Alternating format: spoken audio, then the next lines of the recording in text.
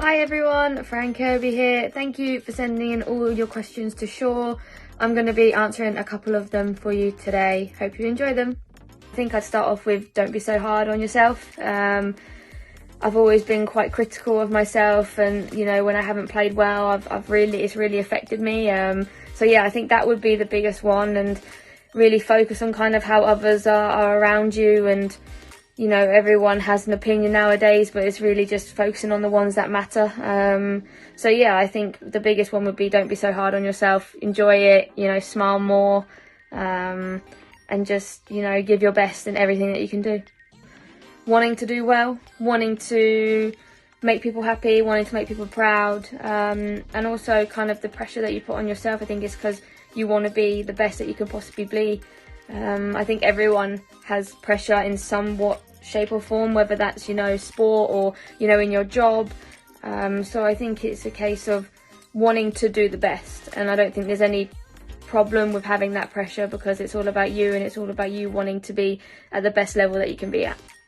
Obviously it has to be my family. They've always been the biggest inspiration for me and my biggest motivation. I always love playing and making them happy, and seeing their messages after a game, or they're happy for me if I've done something good or played well or my team's won.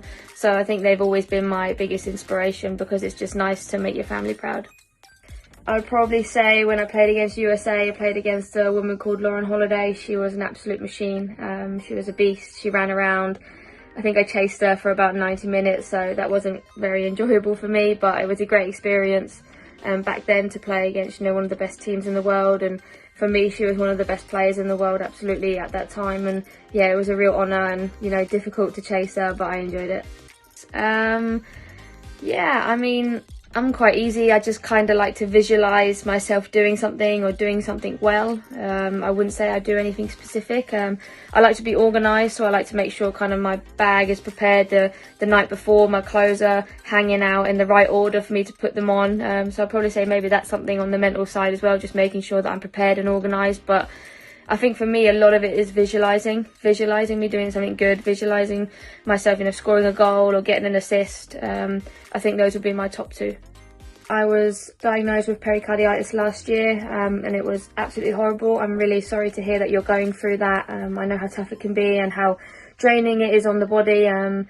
I think the biggest thing that kind of got me through it, I mean, I wouldn't say the first few months were easy. It was probably one of the hardest periods of my life. And I did feel a lot of the time like giving up and not knowing, whether I was going to ever feel normal again. But I think it's just a case of stick at it, rest as much as you can, do the least amount as possible. I know it's difficult. I know it's hard not to do normal things, but I think, listen to the advice that you're getting given by a doctor or anyone who you're seeing. And for me, I found rest was the most amazing thing. Lots of sleep, lots of fluids, and yeah, just make sure that you relax as much as possible, and just keep going strong, keep trying to be as healthy as you can. I wouldn't say I felt like giving up, because I didn't enjoy playing football, but obviously I had a lot of personal problems that have gone on in my life, and I needed to take time to work on myself. But I mean, I think the biggest thing that got me through it obviously is my friends and my family. They're always the ones that support me, and whenever I feel low or anything, my family are always there to support me, as well as my friends, so definitely them. It's always a difficult one. I think you always know yourself when you're not quite at the level, or you're not doing things that you normally could do at a good level. But I think one thing that I always revert back to would be just to work hard.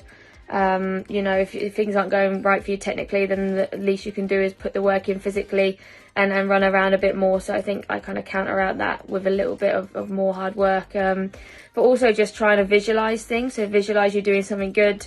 Visualise scoring a goal or making a good pass, going back to the basics. So yeah, I'd probably say them two. First and foremost, it's hard work.